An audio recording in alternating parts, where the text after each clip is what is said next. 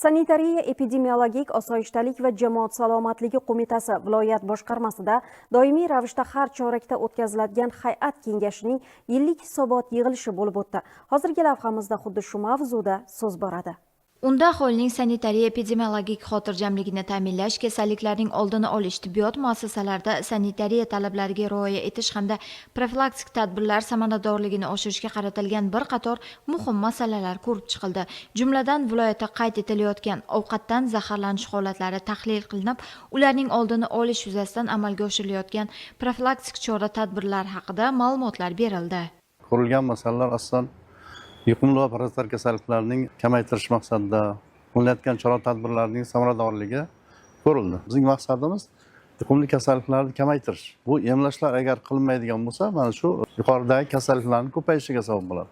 Bundan tashqari, gripp va o'tki respirator infeksiyalarini tashxislash, davolash va oldini olish, immunoprofilaktika tadbirlarining o'tkazilishi, sanitariya epidemiologik tekshiruvlar hamda soha bo'yicha normativ hujjatlar ijrosi masalalari ham muhokama etildi. Yig'ilishda viloyatning shahar va tuman bo'limlari tomonidan sanitariya gigiyena yo'nalishida amalga oshirilayotgan ishlar, ularning samaradorligi, mavjud muammolar hamda kelgusidagi ustuvor vazifalarga ham alohida e'tibor qaratildi. Asosan eksportyor korxonalar bilan ishlash, oziq-ovqat ishlab chiqaruvchilar bilan ishlash, tadbirkorlik subyektlarini xavfni tahlil qilish tizimi orqali baholab, ularda tekshirishlarni o'tkazish, yagona davlat reyestrini yuritish.